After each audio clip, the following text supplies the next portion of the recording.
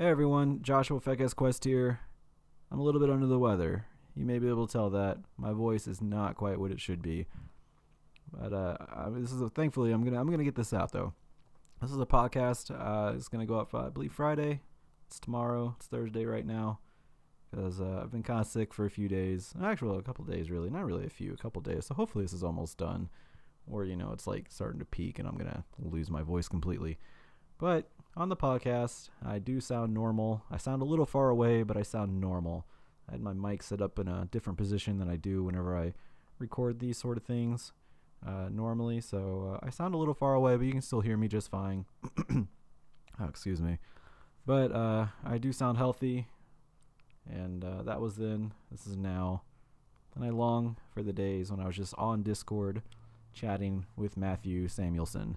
That's my guest, Matthew Samuelson. He's the co-founder of Miami, Ohio Esports. So that's his connection to the collegiate scene. And we get into quite a bit of that. We get into a lot of things. It's about an hour long talk, and that's what I wanted. This is actually the second podcast I've had, but the first interview I've had in regards to like actually gearing it toward my YouTube channel the way I want it. And Matthew, he was a great first example. He was a great first guest because it's exactly how I wanted it to go. No script. I just wanted organic conversation, and we talk about a lot of stuff, a lot of things. So, yeah, co-founder of Miami, Ohio Esports. Right now, he's also the marketer for We Are Give Game. It's like a fundraising foundation that they fundraise through esports, through competitive gaming, through events, things like that. So, and he talks a little bit about that as well, of course. I mean, obviously it's his job now. So, it also sounds like a really nice company to, be involved with. Fundraising's never a bad thing. So, I'm going to save my voice. I'm going to just go and put it over to the podcast, put it over to the interview, not really an interview, the conversation. Hope you enjoy it. And, yeah, I'll make an outro. So I'm going to get back to my gross voice after the conversation. Enjoy. Okay, so I'm just gonna go and start recording because again, I really have nothing planned for like words as far as questions or anything. And Hey, that's fine, man. Good conversation. That's all we need. yeah. So this is actually the first time we've spoken to each other. Is that correct? That is. Yeah. I guess like formally, because we met at MWCC, but that was about it. Yeah. So like kind of, I was there with Miami not Right. 2 years ago because we weren't there this past year. Right. Yeah. Yeah. Yeah. You weren't at Hugh Fest, were you? No, so I couldn't make that. I graduated in May of 18, so the team went, but I wasn't able to make it out there. Okay. So Okay. yeah. And I haven't introduced you because I theoretically will. I theoretically am gonna make like a pre-recording and introing into this, kind of like I did with the other Yeah. one, where I just ramble for a bit, talk about you, talk about it. You're the co-founder of Miami, Ohio Esports, things like that. Yeah, How? yeah, sounds good. That's what we can talk about. How is that? Yeah. How do you find stuff like that? Like obviously, you just I know the way to form a club, but how do you actually form what Miami Esports is today? Yeah. God, it's like such, I guess, a complicated story because I guess there are like two big parts of it, and it all centers around the fact that like we're a Division 1 program. So the varsity program, all the varsity teams at Miami of Ohio, they're D1. It's a MAC school, so it's not the greatest conference in the world, but it's still a D1 program. And with that comes a lot more hoops to jump through than founding something at Maryville or RMU, which is at the time it's kind of what we were dealing with because it was spring of 2016, I believe is the timeline. So about 3 years ago. Um, That's and right. actually, is That's when you. I mean, that was the first Midwest Campus Clash, and you were there at the first one. So at 16. yeah. Okay, then it would have been spring of 2015. It was my sophomore year of college. I graduated in 14, so it would have had to been spring of 16 because we were at the one at 17. There We were. was. I don't think we were at the first one. You guys weren't at the first one. Um, no.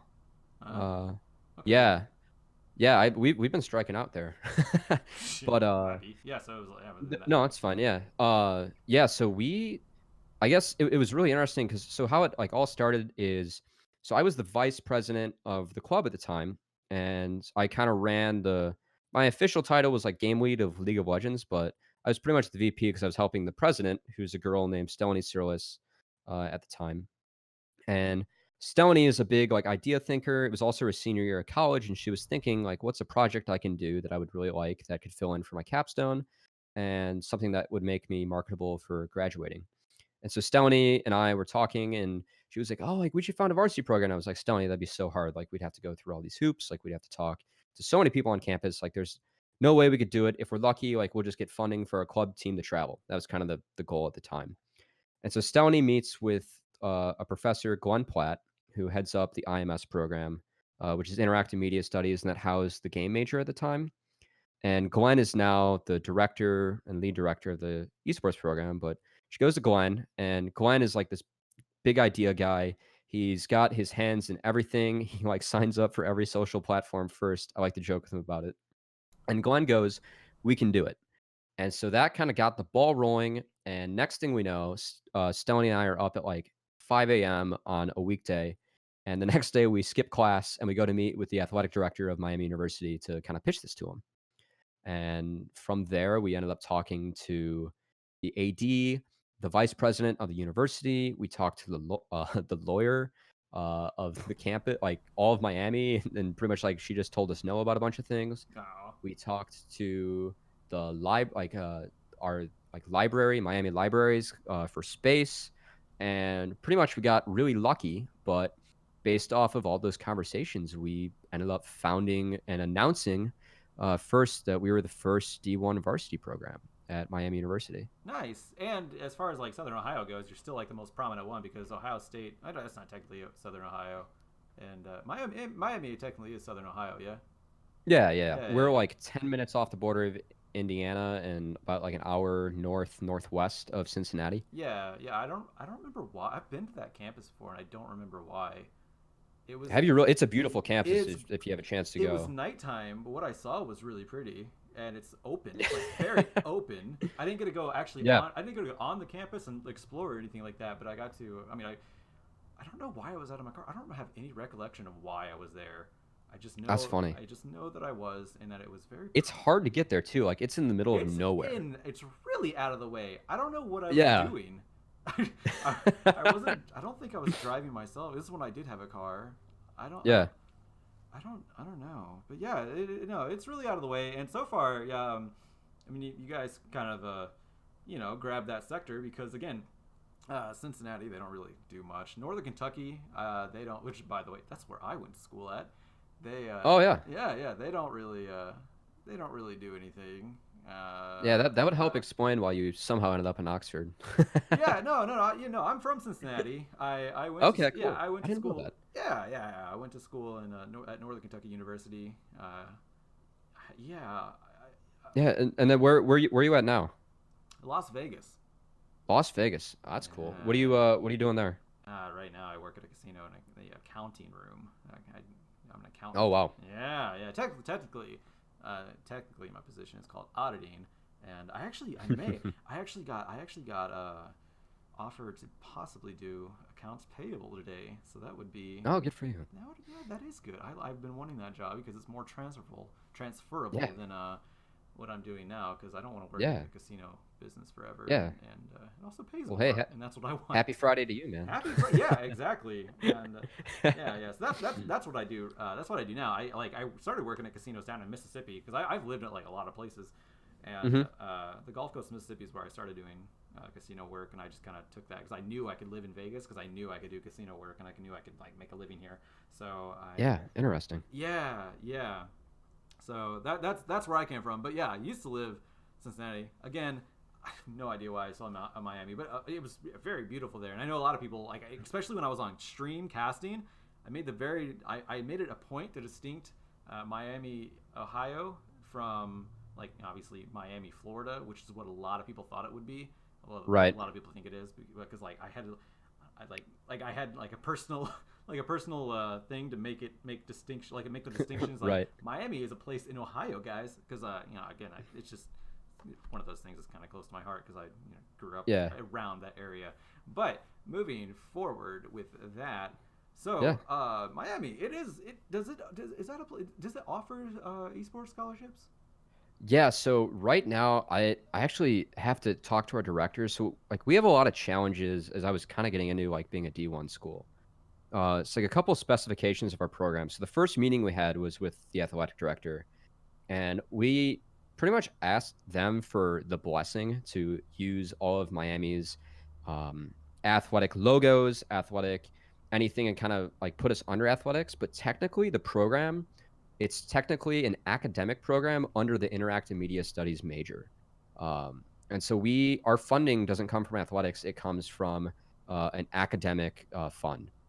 Okay. And so that like we're really lucky in the fact that like we have Glenn Platt who's all in, because Glenn is one of the few um, people that leads the department on campus that actually looks for his own funding. And so Glenn makes a lot of the decisions there. And so technically, like we aren't a varsity program, but that's also how we get around Title IX.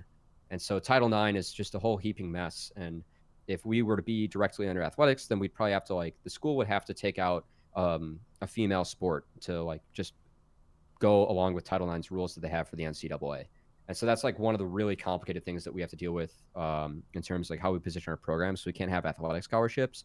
So the way that we have to do scholarships, which really stinks for the students, is it either has to be a donation from a founder, and so someone that specifies it as someone involved in the esports program, or one from academics where they would have to be an interactive media studies major in order to get like an esports tailored scholarship on top of being a part of the program.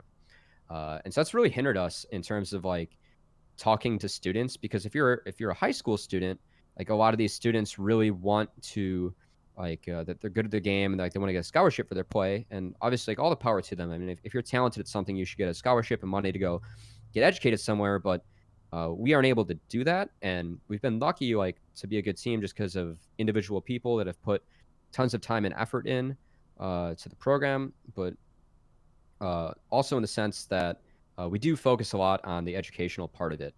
And I think that our program, it makes sense for us like from a business perspective because we can't be under athletics and give scholarships like of that nature at the moment. But the education you get at Miami University, like it's got a really good reputation. And I think that the education you can get at a school like that can really take you far in life, like depending on like what you want to do. And I give Glenn and also another name, Phil Alexander. He's the other director of the program in terms of being a professor. I give them a lot of credit because they realize this and they're actually tailoring esports curriculums at Miami. So like classes that involve the industry and trying to place people in the industry after they graduate. That's really cool. So, are you still involved with everything, with anything at all? Yeah. So I guess I get like alumni status. So Yeah. they like throw me in the Discord. And because of the work I do now, I do keep in touch with a lot of people. And because I was 1 year removed, I did help. Like I found two kids to kind of replace what I was doing with the program. Um, and so I often have conversations with them just because they're friends of mine, but also sometimes they do have questions for me, and I'm more than happy to help out. So I'm not technically involved in any way, but I'm always willing to help out when I can. And I'm close by. I'm in Columbus, Ohio. Uh, and so I keep in touch and still like know the ins and outs of what's going on there, but not officially involved in any capacity. Okay. So, like, what are you like outside of that? Like, what are you doing now? Yeah. So I actually lead marketing at a startup called GiveGame. Oh. So it's givegame.com. And our goal is we're trying to make fundraising fun. And so you're actually able to take live events, so everything from sports to live events in pop culture. So like the Bachelorette's going on right now, Right. anything like that. We make a game out of it. And so you can invite your friends to play a game and donate money to a nonprofit of your choice instead of just asking your friends to support a cause for your birthday through Facebook or anything like that. So we're a small startup. It wasn't my idea, but I do run marketing and have a small team. And it's I was actually hired for my esports experience too, because that was like at the time we were doing something a little bit different, and esports was actually a big opportunity for us. And so yeah, esports can go a long ways. It kind of got me my first job in a sense. Yeah, I mean, it's influenced my life quite a bit. I've been doing it for a long time, Yeah. and even if I don't like actually do it for a solid living, it's influenced my life in I don't know, more ways than I can really. I mean, obviously, I wouldn't be talking to you if I if I Yeah. didn't get into No, yeah. esports. Yeah. So how'd you get into casting originally? So way back in the way back in Long the question. no Long answer. I can hear that no question. no you're good. You're good. Yeah. No, nothing. It's my channel. Nothing's taboo to me. I really don't care. You may have seen some of my tweets. I really don't care. But way back in the day, I wanted to stream something. I wanted to stream my League of Legends play. I used to be a mod for Solo Mid's forums because No way. I'm a massive fanboy of Solo Mid. I always have been, and I always gotten crap for that. But I don't care because you know that fanboyness like drove me to their forum. I contributed to the forum a lot, and eventually I became a moderator. And I wanted to stream my League of Legends games, and I didn't have a internet connection or a PC powerful enough to do that. But for some reason, I could stream spectating games. I could spectate games in League of Legends, and I mean the League client's perfect. There's no way that they had any issues in terms of how the game loaded back then. Yeah, especially back then, it was great. Oh yeah, especially. Yeah, nothing wrong with it. And I was able to spectate and stream just fine. So I decided to do that, and I started to shoutcast a little bit of it, and I didn't know what I was doing, so I just kind of did it. I just did it, and eventually there was one of the other mods. I forget his name now. He was either going to Michigan State or Ohio State, but obviously there's a collegiate rivalry between those two, anyways. And they held exhibitions just for fun, and they wanted to spice it up and have someone cast it, and they knew that I could at least stream it, if anything. I don't know what they thought of my actual casting, but I know it wasn't good at the time, so they at least asked me to stream it, and I did. And someone, I think it was actually that same dude, my fellow mod from Team Solo Mid's forums, I think they recommended me over to Collegiate Star League, the CSL, and that's kind of that's how I started actually realizing that I could possibly do something at least as a glorified hobby or something to where I can find an outlet of some sort and build upon it. So that was I think that was 5 years ago, something like that. I think the TSM forums are pretty much dead. I don't even know. I mean, if you were like a mod for those, you were pretty much an OG too, in the first place. I guess it was. I mean, it was a while ago. Like LCS hadn't even been a thing yet. Because I remember when it first was a thing, and I actually heard shoutcasting. And this is like when I first started modding. I don't know when I don't remember. Yeah. I think I started shoutcasting after LCS was a Mm-hmm. and so it would have been like season 3-ish. Yeah. Because like 2013. Season. That makes sense because the first worlds I did see was season 2 with Taipei Assassins and Zubu Frost, I think. Yeah, no, that's when I got started off too. So funny, I was like originally a fan of CLG EU. Oh, that good time for you. Oh yeah, and so it was super funny too because like when we were founding the program, we actually met with Snoop, Stephen Ellis. Yeah. Because at the time, like he wasn't doing anything, and he was. I've heard he's a really nice guy. Oh, he's a great guy. So he was in Columbus for MLG Columbus because they had the CS:GO major there, and so we me, Glenn, and Stellany Cyrillus, we all met with Snoop for. God, probably 4 hours, over lunch, and just talked about stuff to how we tackle this in the first place. So I was trying not to fanboy and ask good questions, but yeah, he's an awesome guy, and I think now he's got his own startup called Pipeline. He's doing it with Stone Mountain 64. So I guess Snoopy? Yeah. Last time I checked, I thought he did something with Facebook.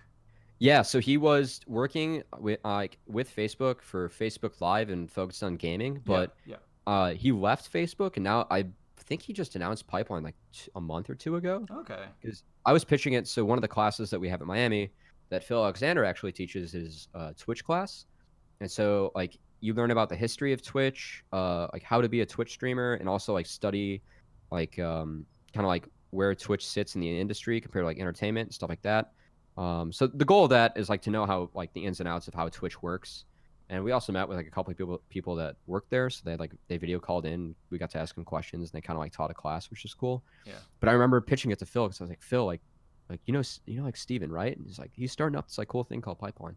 So yeah, it's a subscription service for people starting the stream. Okay. So it's interesting. It's $30 a month. It's really expensive, but I guess they maxed out on people there. That are subbing at the moment, they can have. So, I guess a good start for them. Yeah, no, that's a fantastic start. I mean, especially some sort of startup. Whenever, I don't know. Yeah. Streaming's a weird beast right now because so I've been like before I came to Vegas and just did all this whatever I'm doing here. Yeah. I was working at a startup in California just as a remote worker, and Hmm. whenever that ended, like my contract ended, and I was looking for a lot of different kind of work, and I realized like I got an interview at this place called Caffeine, which is another streaming service. Yeah. Yeah. I And know caffeine. I had no idea what caffeine was whenever I started that. So I started looking up whenever I started like venturing into that, and I guess I got recommended to it, and Hmm. I started looking up all the streaming services there are, and there's like so many now. I'm Yeah. like there's obviously there's YouTube, there's Twitch, there's I mean Facebook Live. What Mixer is that owned by Facebook? Mixer. I'm not. I'm not Mixer's sure well, actually. Mixer's another one. I've learned about caffeine too, and I don't Yeah. hear about any of these because I guess I want to say Twitch just they put their stamp on the whole esports scene. They just all that Yeah. before everyone else. Like there was a Zubu beforehand, Oh, and and like all the teams would get contracted with a Zubu and like drop like 90% of their viewers. yeah, I think Facebook tried that too. I don't, yeah, I Uh, don't, it, but everyone just goes to Twitch. yeah. That's the thing. It's that Twitch Yeah. is such a like conglomerate now. But oh, and Yeah. Hitbox is another one. I think that was Oh, actually that's old school, man. I think Hitbox is actually still going. What was the one where I'm blanking on the name, but it was the one where like COG had this contract back in like season 2 and it was owned 3D TV. That was it. Yeah, COG and yeah, SK streamed on there and they had the like terrible contract where like they yeah, had to stream before Worlds to like fulfill the hours or something. yeah. They're not even a thing anymore. Yeah, oh yeah, though. They couldn't pay out like contracts. Like they failed. But Yeah, I like it's so funny like thinking about the space back then and like thinking about it now and just like everything that's changed. I mean, it's ridiculous. yeah. I mean, that's kind of why I started. Well, I mean, so I've been wanting to do this idea, like this whole YouTube thing, and I know it's Yeah. not. I know it's not like going to be wildly successful, or I will say popular, because I'm just doing it, and I like getting this stuff out there. So success in my Yeah. heart is what matters to me. But I know it's not like going to be massively huge. But I was thinking, I was like, man, if I would have started this like 5 years ago, whenever things were just young, like I would have. I feel like I'd have way more traction now. And I've been wanting to do this for a while because like I get told so much stuff. Like just in general, and I've Mhm. met so many people, and if I haven't met them, I know about them, and they know about me, and Right. we have a good rapport. Very similar to you and me. Like even if we did like pass before and like say hi or have a brief conversation, like that's happened to me so often in just the collegiate scene, and there's really no one covering it right now. So it's like I might as well just do that. So Yeah, no, I was excited to like see something covering the collegiate scene because I mean you're right, it's a gap, and as things grow and as schools start to figure out like this is a great opportunity for them to, I mean, like think of it like from a college perspective. I mean, Maryville and Robert Morris University, obviously like they're huge in the esports scene, but in general, like this is such a great selling point for them as a university. And even for the big schools, it's a great way to get, I mean, STEM students in. The average like, esports player is more educated and has more money. And if you're at college, I mean, that's exactly who you're going for in terms of like boosting the ratings that they have. I feel bad like saying it from like a business perspective, but it makes a lot of sense for I mean, like from a college. you have to kind of look at it as a business perspective. Because Yeah, that's no, what, exactly. that Yeah, kind of makes the world go around and grow. yeah, yeah. But I mean that's a good thing too. Is that these smaller schools, Robert Morris, I've never actually been to RMU, but I've heard it's like tiny. I've heard it's So very- I'm actually so mad. So sophomore year, so the spring of 2016 is when we founded the Miami program, but in the like winter break between that, so it would have been winter of 2015 in the spring of 2016. So there's this startup around Cincy. It's called All Mid. It was founded actually. Stelny was one of the founders. Chris Pastel was another one who went to Cincinnati, and he was the president of their league team. And we actually had a chance to meet with. We met with Kurt Melcher. So like I met with him, like on one of Robert Morris University's sub campuses. But the next day, they went down and visited RMU's like whole facility, and I had a huge fever, and so I couldn't go. So I missed out on it all.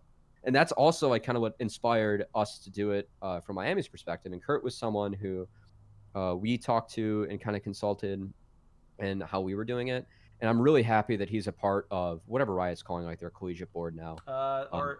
Yeah, it's like a four-letter acronym. Got a terrible Twitter handle, but that thing, yeah, that thing that Riot's doing involving collegiate. I'm really happy that Kurt's a part of it because Kurt Melcher's a great guy who's done a lot for the scene. He was the one who like had the foresight to bring it to RMU, and he's been an ally for a lot of people trying to do things in terms of building their own programs at the school, and including at Miami. I know that we talked to him a lot. Yeah, no, he's been big help. I don't really, so I talk to him every now and then. I run into him Yeah. like at various events. We just kind of run into each other. Well, Yeah. I would say we have a positive rapport. But yeah, he's been here since the beginning.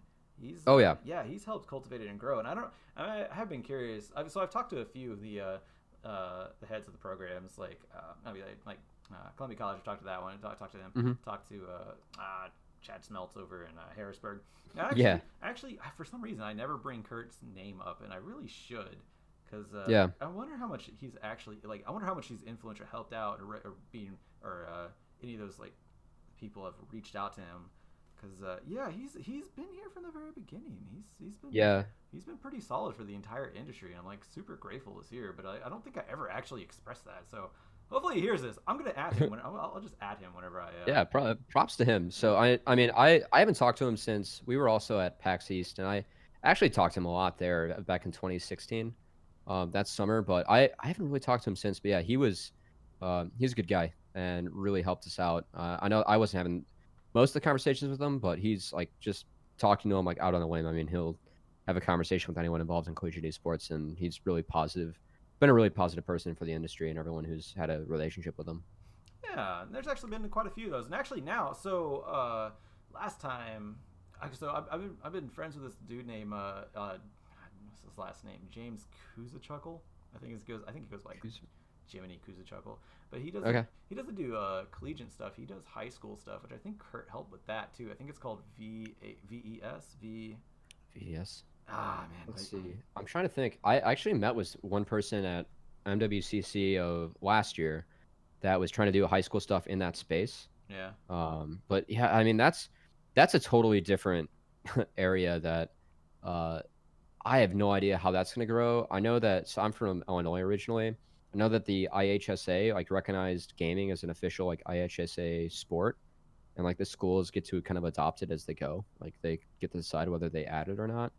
I'm really interested to see how that goes, because I do think that it could be a positive experience for high schoolers, but I don't know how many teachers would be willing to like really put the time and effort in to make it a good experience for them, and like have the not as much the knowledge of the scene, but like also just the will to like be a good coach and role model and teach like the life lessons that you learn as a part of being a team to like the high school kids as they move on to college. So I've had a little bit of experience with high school stuff, because and by the way, I looked up his name. It's James Kuzichuk. I think Kuzichuk is just his handle on something. It's internally valid on Twitter, and he works for Plays VS, which is it's like a sets up high school esport leagues. So kind of I would assume similar, kind of similar to what CSL does for college. But I've had a little bit of experience working with high school games, not high school. Well, actually, I mean high schooler directors. So like I've worked with RMU, some of the staff there at one time to do some sort of like charity event. I was doing remote casting for some sort of, I guess it's like a charity event to give high school kids like an extracurricular activity to just stay out of trouble. That's funny. So when we met with Kurt back in like 2015, we were meeting with him to put on like a high school gaming tournament. So like that would like help him like recruit, but also just like give the high school kids a chance to play at the schools. Yeah.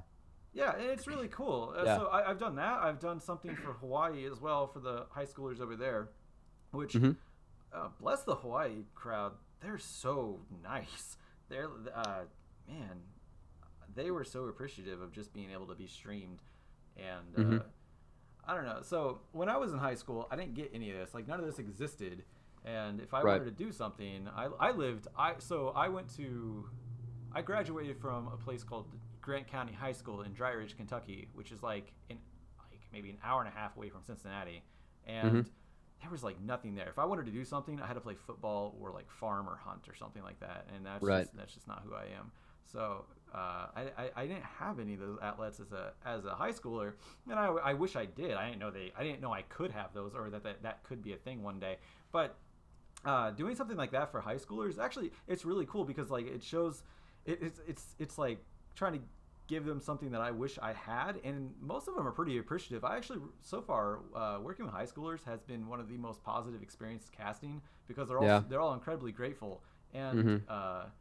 not to mention like, and this is no offense to collegiate anybody. Yeah. I know I'm making a difference with high schoolers because again, like I mean, high school's a really weird time in life, so it's Yeah. it's a weird time in life trying to figure things out, find commonalities with other humans, and Yeah. that's hard as an adult. I don't get along with that. Well, I won't say I get along. I don't really talk to that many people outside of something like this or at events or uh, reaching out to people on Twitter, like in person. Like my people, like my coworkers, I don't really hang out with them outside of work. I'm just kind of Right. strictly professional with them.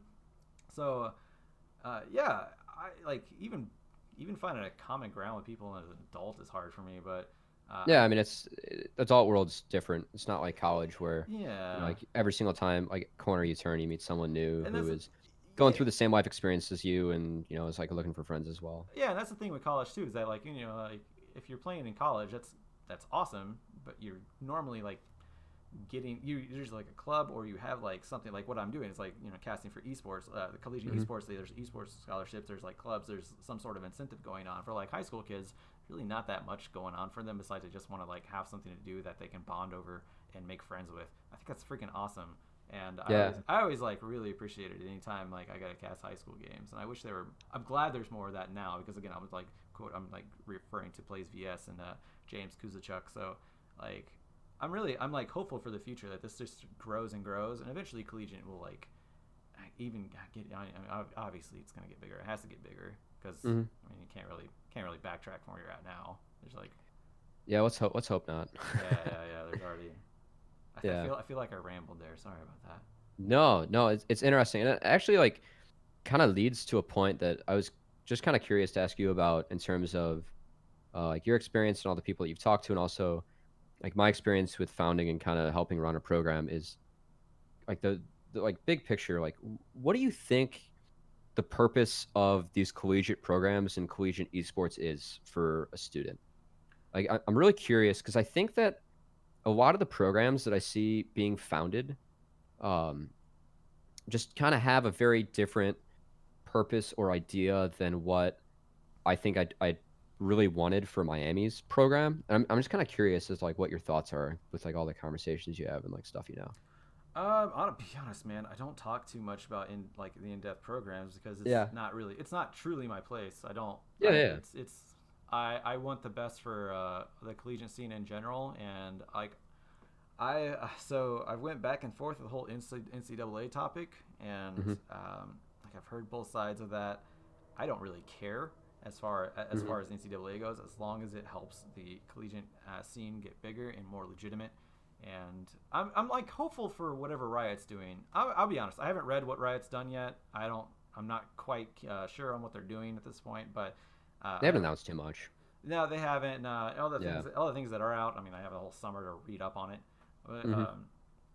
I'm hopeful for that because the NCAA has outright said they're just not interested in esports right now, which is fine because Mm-hmm. Riot, for all intents and purposes, they're doing a better job than any other developer. Now, I don't want Riot themselves to run it, which is why I'm glad this collaboration has taken place with just various big names in the industry. Kurt Melcher being Yeah. one of them, obviously.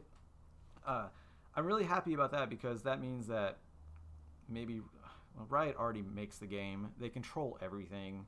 I hate that. Yeah. Honestly, I don't like that either. yeah, I mean, Like they squished the NACE tournament. That was like a good opportunity. It's like one of the issues that I get it from Riot's perspective, and I will say they do a good job of this. Is they do a very good job of giving every college player in every school a chance to compete, yeah, and I think that's important for kids to experience at any skill level. I wish they did a better job of grouping those teams like in a better way.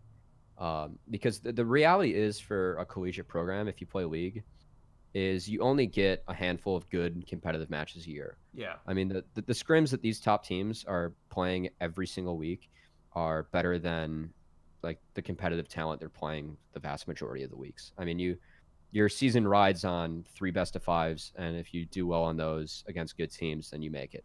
I really wish that, like we could look forward to good best of 3s every week instead of, you have to beat this gold team, then you have to beat this platinum team, then you have to beat this like low diamond team, and then you get to play a team that's actually like on the same path as you. And I'm not saying that those teams shouldn't be able to compete in any way, but I wish that, there was a better avenue for the top teams to have better competition and make a more entertaining league out of it. Yeah, I mean that's what is in other collegiate play, and there's Mhm. oh my gosh, I actually forget the names, and I use The TESPA qualifier, like I think the Hearthstone system is pretty good. They like split up the varsity and the clubs teams, and yeah. they have like a double bracket, and they like, bring them together. Like it, at least like then every week, I mean, you get a match, and some of them are better than others, but they also get a lot more play, which is nice too. Well, that's kind of the idea of what like CSL is supposed to be, because as far as League of Legends is concerned, I mean, some of the games we actually do like they're pretty prominent tournaments, but as far as League of Legends is concerned, we understand that, and I say we, I'm not technically not contracted with them as of the first, but Mm-hmm. CSL understands that. Like Riot, they're the varsity, and then CSL is the junior varsity. Now, the main thing about that is that there's like, as far as the prize and the competition level, there's like no comparison. Riot has so much more. I mean, obviously, they have more access to like resources, of course. Oh God, yeah. But also, just everybody wants to be in that tournament because I mean, there's a chance you could. You make way more use of your time, while in CSL it's really good having like a place for junior varsity to play. But if a school is small and they only have one team, then they might as well call that varsity, in which case they might as well go into the Riot's tournament, because I mean there's more potential to earn there and to win there, to expose yourself there, like get more exposure there. Oh yeah, and I'm not saying that like Riot should do anything that doesn't include all the teams. Right. I just wish that there was a better avenue for like them to put the teams against each other, because I know that like in the like if they have tiers, it would be nice. Yeah, I hate to like refer to the coaches poll in this because that's like a meme in itself in a way, but like Miami as a school was ranked 13th in the coaches poll, and we lost 3-1 to Maryville in the North Finals, and we didn't really get to play like against any Riot teams again. And if you go off the coaches poll, like that team puts us much higher in the standings than what we actually finished in their tournament, and we don't get to play any more games. Is this the ESPN one? Yeah. Yeah. Okay. Gotcha. And like in reality, I mean, we only had 2 really competitive best of 5s this year for Riot's tournament, and that doesn't make for like a entertaining season for a lot of the teams that compete. I mean, if there was another way for like people that missed out on the top 8 but could compete like interregionally, that'd be great, like on a somewhat competitive level, because I mean the college teams scrim each other. Like most teams I think practice 2 to 3 times a week in terms of scrim sets, and so it's not like they aren't playing against each other, but it'd be fun if there was more support to do it in a more competitive way. I guess like what I'm getting at. Yeah, no, I mean, that's understandable, because once you're out, right? I mean, there should be. But I mean, I guess there's a Teemo Cup, but that's just kind of that's just for fun, right? Yeah, and I mean, like even for a team like Maryville, who won it all, I mean, outside of the top 8, how many really competitive best of 5s did they have this year within C-Law? I don't know, 2, like 3. Yeah. I mean, like outside of the top 8, it's not a lot of play. And like for these collegiate students, if Riot wants more support to go into the collegiate scene from the school perspective, where schools really back this and push this and try to give more resources to their programs, they're going to need to find a way to create something in the fall for a lot of these competitive schools to compete in, because that's the only way that they're going to do it, because the other programs that try to do it like the NACE, Riot said no.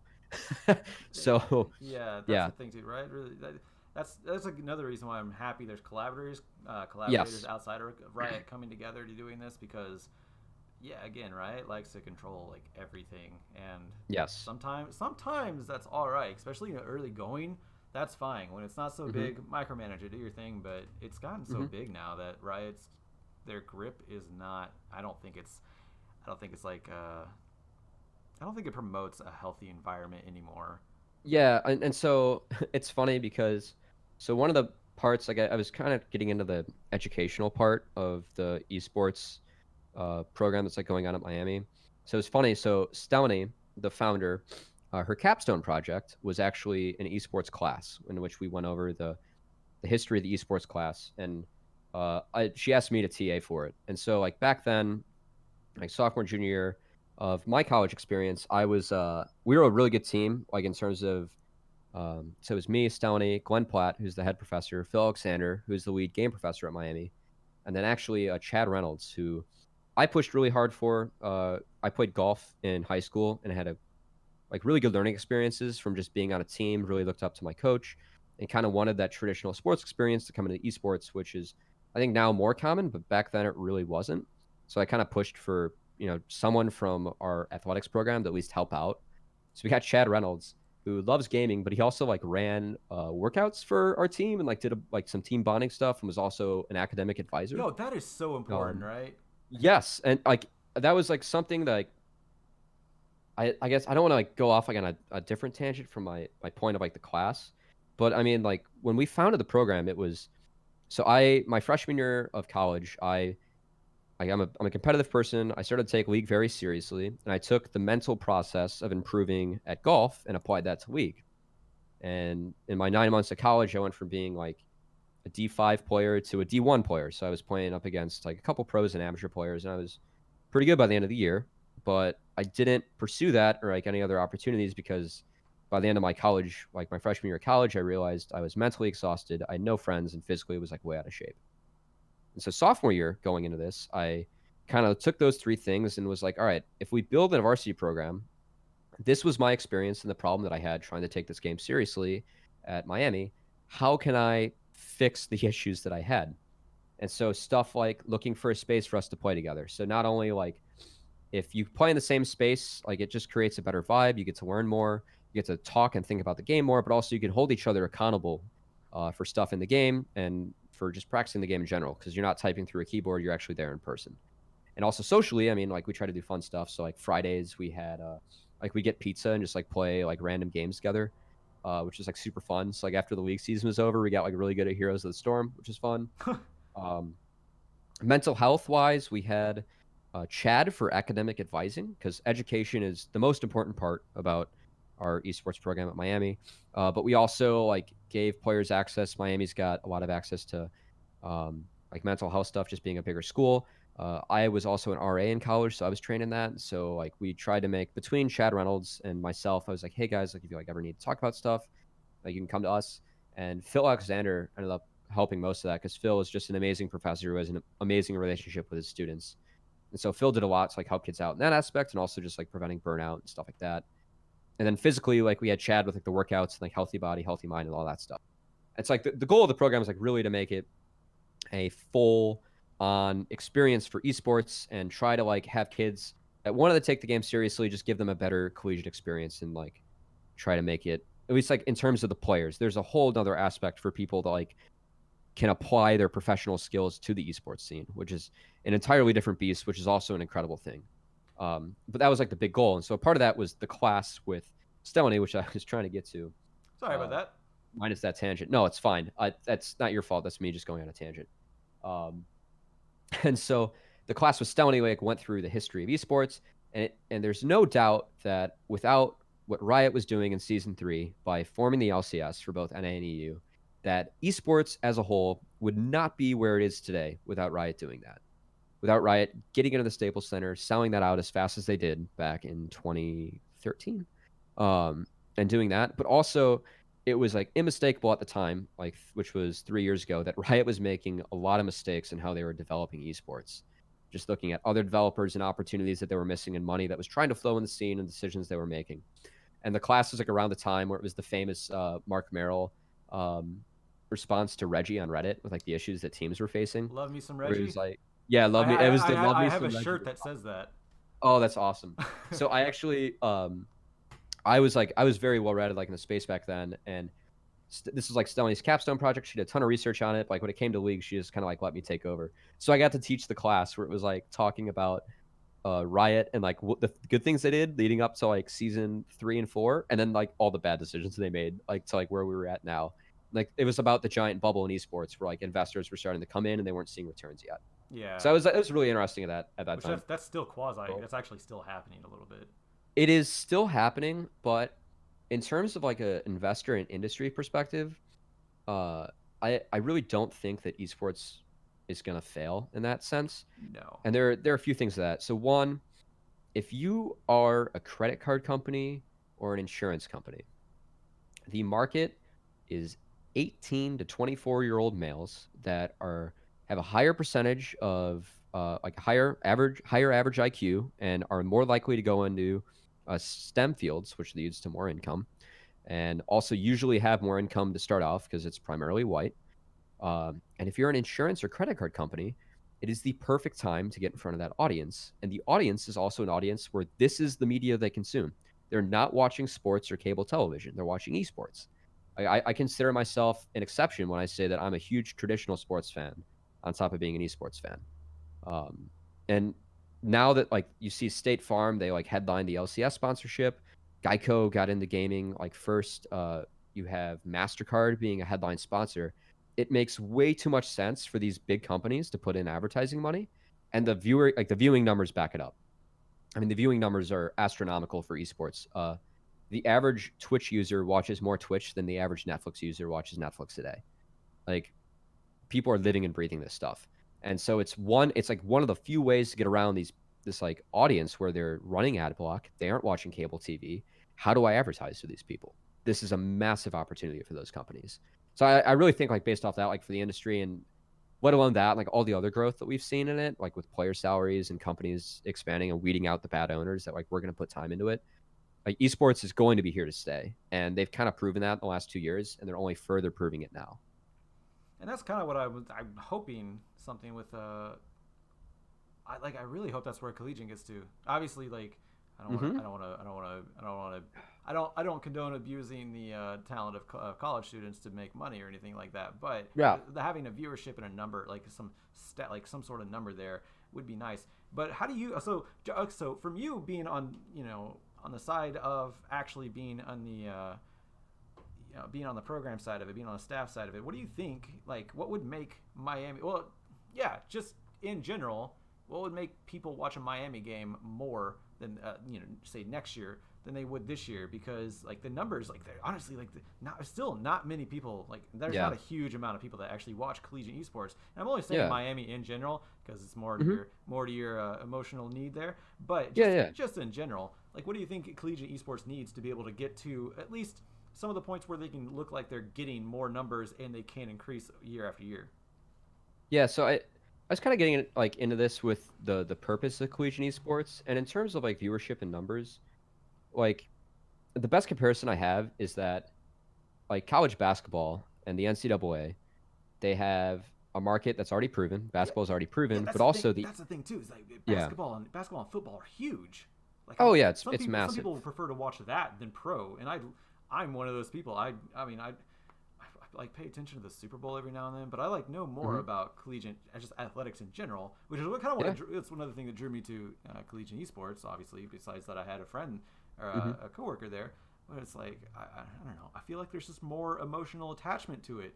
Like there's way more emotional. I don't really give a crap about professional teams. None of them really. Yeah. None of them do it for me. All they do is post pictures and play on their Twitter and.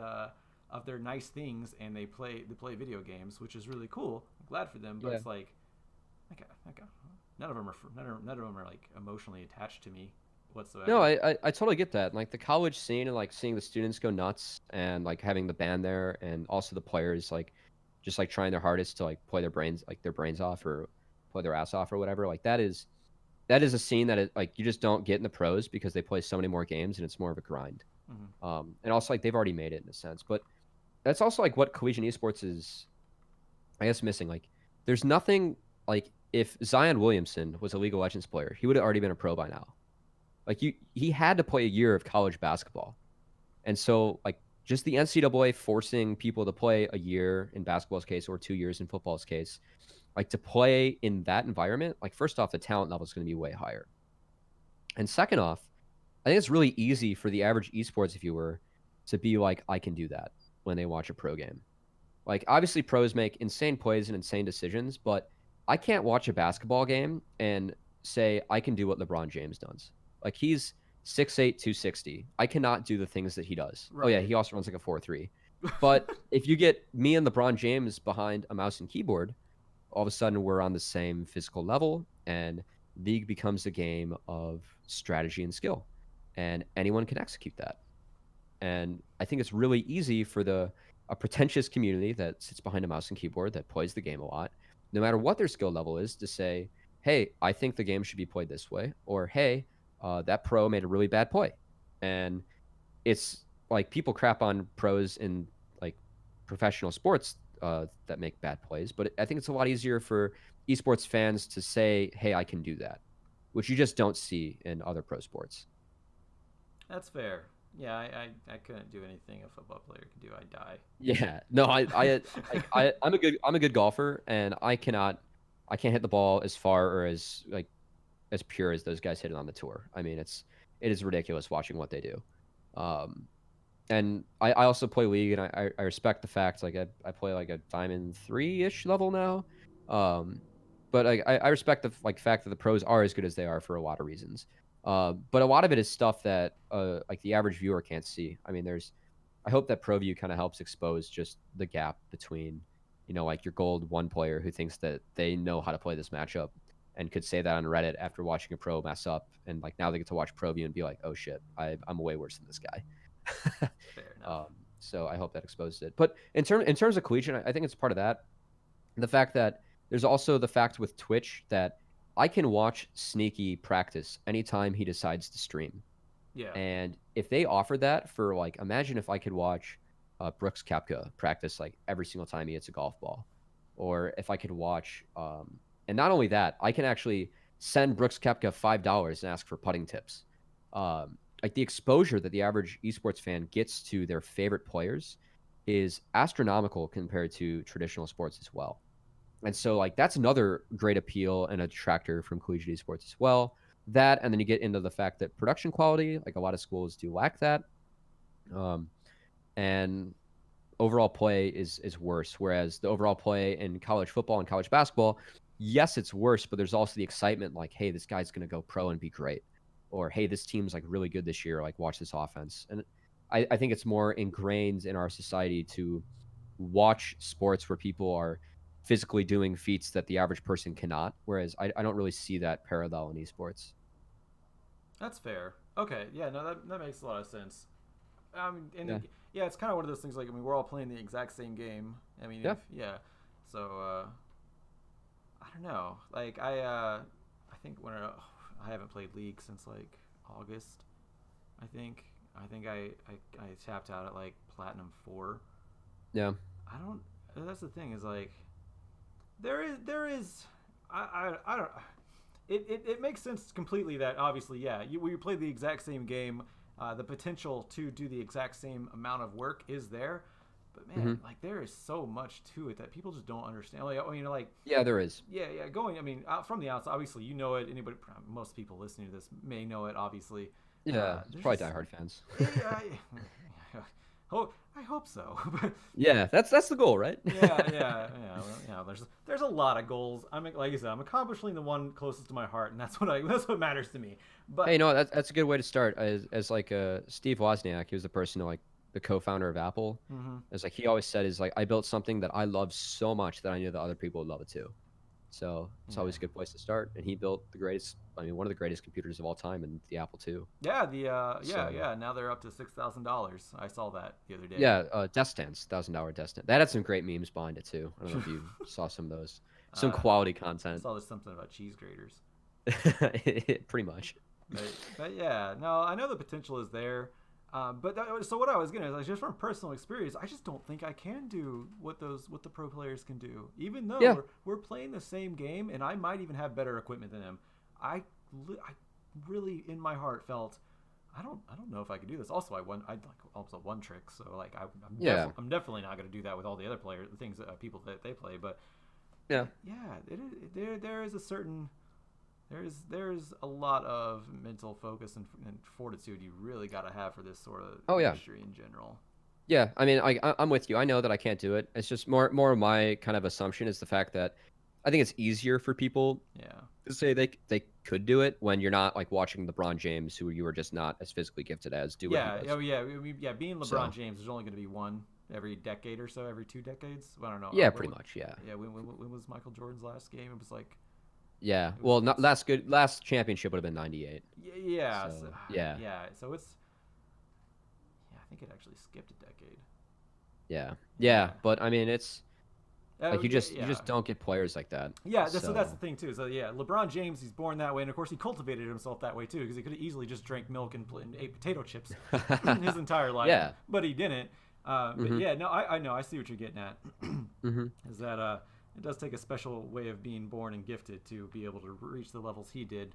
While yeah, that amount of, I guess random chance giftness isn't really applicable. Yeah. Yeah, Yeah. I mean, just like watching the physical like prowess too. I mean, like all the esports pros you see sit behind a mouse and keyboard, and I think that there's a lot to our culture that has to be ingrained that what they're doing is incredible as well. While like watching what LeBron James is able to do is like physically incredible too. So I just think that's kind of like a step we need to make like as like culturally in esports. Gotcha. So, Yeah. going back to Miami, just real quick, Yeah. because I think we're gonna wind down here. I think we're gonna Yeah. start winding down. I've had a good talk. Yeah. What No, it's been great talking with you. So it's what been do a you? long time coming. I feel like. Yeah, man. I Yeah. feel that way with a lot of people. I know I Yeah. don't. I'm glad people reach out to me. Like I'm really glad that you said something because like I'm Hmm. more than happy to talk to people. It's just like I just I don't know. I got a wife. I have a job, full time job. I also do this. Like Yeah. it's like I don't know who to talk to, and I don't know if anyone wanted to talk to me or be on shows. Like so I don't know. Sometimes I reach out and I feel dumb reaching out. Like I don't know. I'm trying. I'm just No, hey, it's great. You just gotta like be genuinely curious and find other people that are genuinely curious as well, and you can have some great conversations and I and genuinely am. hopefully learn a lot and have viewers or listeners learn a lot as well. So So winding down though, yeah. what do you want next for Miami Esports? Uh, so I think the next thing that I want for Miami Esports is for them to grow the program, not as much in the like competition and how good the teams are sense. And I know this is like kind of counterintuitive to what a lot of the top programs are doing at the moment, but I see esports more as a potential for a college student to really do something that they love and explore what they want to do professionally like that. There's so many professional applications that can be put to esports. Like just think of like marketing video. Like think of everything that goes into like an esports team. Like there are so many ways that we can utilize the student body that we have on campus and build the program around the students. And I'm really hoping that the program expands how they use student interns more. So like we had interns that were running our Twitch streams, we had interns that were running the broadcast. We obviously have students helping out. So like Hatham Fleed, he's a coach at Yeah. Miami. He's a student. We've been blessed to have a lot of incredible students. Oh, I is he still also, at TSM? yes, Mazel he tov. is. Mazel tov to him. So yeah, he's awesome. I'm also super happy. Like I definitely encouraged him to go after that. So I'm really proud of Hatham, and he's killing it. He's so smart, and he's the hardest worker I think I've ever met. Also, people like Lindsay Greathouse, who was a student director this year, was also an NVIDIA ambassador, and she's going to be doing some esports stuff as she moves on from graduation. But like she just puts in so much time as well to the program, and finding more people like that around campus. I mean, there's so many ways to make this just an incredible experience that really defines what the kids go through in college. Because like when I think back of my collegiate experience, I don't remember the fact that the semester I founded this program, I had a terrible GPA, and I was being told by like Glenn Blatt to skip classes, including his own, to work Ooh. on this. Oh. Um, yeah, and so like I don't remember that. I remember founding the program and doing this, and like when people ask me about college, they don't ask me about my GPA, they ask me about the program. And so I really hope that more students hop into the program. And I think that way, I mean, like having people help out, just simple stuff like social media, building the website, broadcasting games, coaching, learning how to work with players, like sports psychology. Like there's so many applications that can make the program better. And I think that we've been really fortunate to have a lot of passionate individuals take reins of that so far. But I'd like to just see that grow and really have this define students' collegiate experiences. And I also know that with that, we're also growing education. So we actually, this next year, I asked Phil Alexander if I could like say this, but we're going to have a Twitch or an esports certification. So people will be able to take a set of classes. They're going to be taught by people throughout the industry. From Twitch to NVIDIA, people that work within the esports industry, and students will be able to learn from them and learn the skills they need to get into esports, and also hopefully make the connections they need to land a job in a company they really want to do, or an industry they want to work in. Nice. And so that's really my hope for esports and where I see these programs going. It's kind of a if you're great at the games, you can get financial support to get help to hopefully end up in the industry, because we're not doing this to go pro. Like, there are only a handful of people that are talented enough to go pro. And if you're talented enough, you can go pro before even going to college. I'm not saying that's necessarily a wise choice. And I hope that going to college and developing your play there and getting an education becomes an alternative for a lot of these people. But if you're good enough, you should go and make the money, because it is a lot of money. You can go to college later. So I really hope this is a means to have people grow their education and really explore their profession in the way that they like, and then apply it when they graduate to an industry they like. Nice. And yeah, you're actually talking about the how much goes into it and how it can benefit the entire student Yeah. body. I actually meant to touch on that the last one when I was talking about Columbia College, because Mhm. I think it was 2 years ago. It wasn't this past year. I don't know where my brain was at this past year. I just wasn't as in tune like around with my surroundings. But Mhm. the second year, I did notice that there was a lot of just students doing work. Yes. There was specifically from Maryville University. Obviously, they had their team there. They had their They got a coach. big team, yeah. They had a big team, but they also had a videographer and photographer. I believe her name is. Yep. I believe her name is Stephanie. Yeah. She was doing work there, and then over in Columbia College, there is people helping just set up, just do. So many student volunteers. Yeah, doing event Yeah. work. It's not just volunteer, but actually doing it for their class, for their Yeah, internship. credit. Yeah, credits, all that, and yeah, I've noticed that throughout the years too. Is that there, like you said, there's so much that goes into this that every part of the everything needs somebody there. Like, you need a photographer, you need a videographer. I guess technically you don't need one, but I mean, if you're going to be a credible school, you're going to want to have that sort of content. You're going to want that sort of thing, especially if you're Maryville University, because you're probably going to be in a paper in St. Louis because you're just a really good team. Yeah. Yeah, there's so much going into it that students can just benefit from, and I've noticed that throughout the years, and I've really been stoked to see that more and more are starting to actually be able to get college credits for this, because it's not just college credits. That's resume material. That's really good to absolutely. have, because esports is starting to be taken serious, regardless. I mean, of how people look at it. It is getting notoriety, so it's actually being taken serious, and you can turn that into a resume material for even somebody who or a career that isn't specifically esport related. Can still you can still use it, and it's beautiful. I love that part. I love that it's going to that right now. Yeah, and I like that's the way I kind of view college now. And like, I've talked with Glenn Platt about this quite a bit, in the way that he views college, and it's one of the reasons why I respect Glenn and the people like are running the program at Miami currently so much, is the fact that, I mean, you can go online and take free classes from Harvard.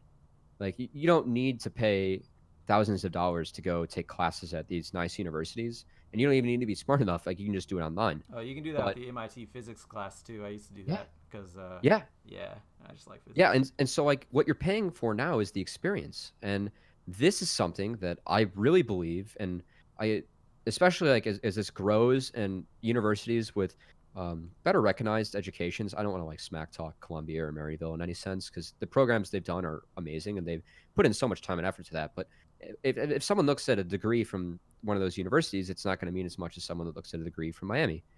And as this grows, I really see this being a potential to really apply what you want to do professionally to esports, because there are so many applications of it.